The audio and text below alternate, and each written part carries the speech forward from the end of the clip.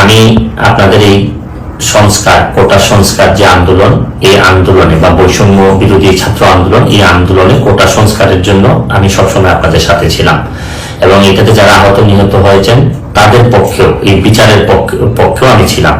কিন্তু আমার ব্যর্থতা হচ্ছে কি আমি আপনাদেরকে বুঝাইতে পারি নাই, এটার জন্য আমি সম্পূর্ণ ব্যর্থ হয়েছি। এবং আমি এই ব্যর্থ হওয়ার জন্য আমার যারা ফলোয়ার আছেন, যারা আমাকে নিয়ে প্রত্যাশা করেছেন, সবার কাছে আমি দুঃখ প্রকাশ করতেছি। আমি আপনাদেরকে আরেকটি কথা বলতে চাই, এখন যে কাঠামোগত সংস্কার আপনারা চাচ্ছেন, দেখেন এই সংস্কারের জন্য আমি বহু বছর আগে থেকে কাজ করে যাচ্ছি।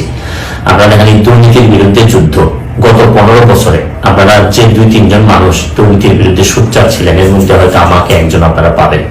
আপনারা জানেন যে আমি এসালামের বিরুদ্ধে নিজে বাদী হয়ে মামলা করছি টাকা পাচারের জন্য। আপনারা জানেন যে আওয়ামী লীগের বর্তমান কমিটির যিনি প্রচার সম্পাদক আব্দুল সুবহান গোলাম, তার আমেরিকাতে 9 বাড়ি থাকা নিয়ে আমি নিজে বাদী হয়ে মামলা করছি। আমি পুলিশের সাবেক আইজিপি বেনজিরের বিরুদ্ধে নিজে বাদী হয়ে দুদকে মামলা করছি। মহান সংসদে আমি তার বিরুদ্ধে বক্তব্য দিছি। মতিউর যে কর কমিশনার মতিউরের বিরুদ্ধে আমি মামলা করছি। আমি সালাম মুর্শিদের বাড়ি নিয়ে মামলা করছি।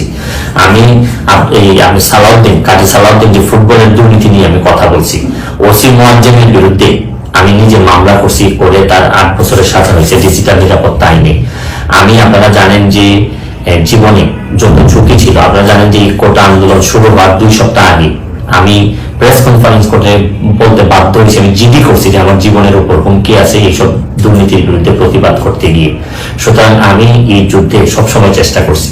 এখন আপনারা যারা যে যুদ্ধ শুরু করছেন, ছাত্র জনতার নেতৃত্বে যে যুদ্ধ, এই যুদ্ধে আমি মনে করি যে দুর্নীতির বিরুদ্ধে যুদ্ধ, এই যুদ্ধে আমি আপনাদের সবসময় আমি আপনাদেরকে দোয়া করি যে আমি যতদিন আসি চেষ্টা করে যাব দুর্নীতির বিরুদ্ধে এই যে যুদ্ধ, এই যুদ্ধে সবসময় শরীর থাকার আমার জায়গা থেকে আমি চেষ্টা করব। এই বলে আজকের মতো বিদায় নিচ্ছি। ভালো